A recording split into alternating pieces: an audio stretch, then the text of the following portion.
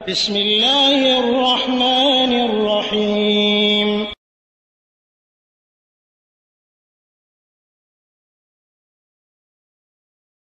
بسم الله الرحمن الرحيم الحمد لله رب العالمين والصلاة والسلام على أشرف الأنبياء والمرسلين نبينا محمد وعلى آله وأصحابه أجمعين أما بعد ওয়ালাইকুম আসসালাম ওয়া রাহমাতুল্লাহি ওয়া বারাকাতুহু। সমাজ ভাই, আপনি প্রশ্ন করেছেন যে আপনি দোকানে চাকরি করেন, তার দোকানের মালিকের সাথে কোনো ইত্তেফাক হয় না, কিন্তু সে যদি নিজের থেকে টিকিটের টাকা দেয় আসা যাওয়ার এবং কামার ইউনিট টাকা দেয় অন্যান্য, সে যদি সাহায্য সহযোগিতা করে সওয়াব পাবে কিনা?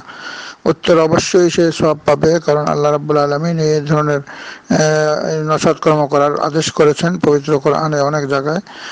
সূরা বাকারার 195 নম্বর আয়াতে আল্লাহ তাআলা বলতেছেন, ওয়ানফিকু ফি সাবিলিল্লাহ, তোমরা আল্লাহর রাস্তায় দান করো, ওয়ালা তুলকু বিআইদিকুম ইলা তাহলুকা, তোমরা নিজেদেরকে নিজের হাতে ধ্বংস করো না।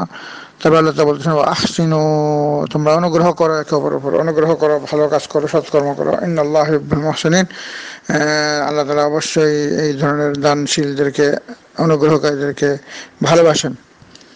তো কাজে এটা উত্তম কাজ। এবং পবিত্র কোরআন সূরা মাইদার 2 নম্বর আয়াতে এখানে আল্লাহ তাআলা বলতেছেন, ওয়াতাআওয়ানু আলাল বিররি ওয়াত তাকওয়া, তোমরা একে অপরকে ভালো কাজে সাহায্য করো, এবং ওয়ালা তাআওয়ানু আলাল ইসমি ওয়াল উদওয়ান, এবং তোমরা একে অপরকে অন্যায়ের কাজে সাহায্য করবে না। ওয়াত্তাকুল্লাহ ইন্নাল্লাহা শাদীদুল ইকাব, এইভাবে আল্লাহ তাআলা অনেক কঠিন শাস্তি দেন।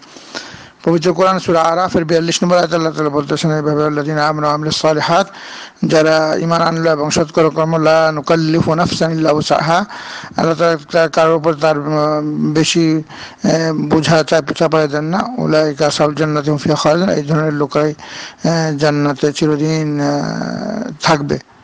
তো কাজেই একজনকে ইচ্ছা ও সাধ্য অনুযায়ী তাকে অনুগ্রহ করা, তার উপকার করা, এটা অনেক উত্তম কাজ, আমল সারের অন্তর্ভুক্ত।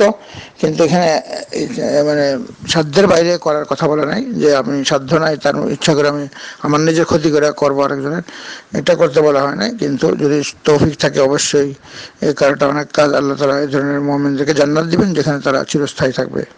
আমরা দোয়া করি আল্লাহ বলেন সবাইকে এই ধরনের সাহায্য সহযোগিতা আর অন্যের উপর অনুগ্রহ করার তৌফিক দান করুক, এবং এর বিনিময়ে আল্লাহ তাআলা যেন অনেক পরিমাণে সওয়াব দেন পরকালে। সাল্লাল্লাহু আলা নবিয়িনা মুহাম্মদ ওয়া আলা আলিহি ওয়া আসহাবিহি আজমাইন বিরহমাতিকা ইয়া আরহামার রাহিমিন।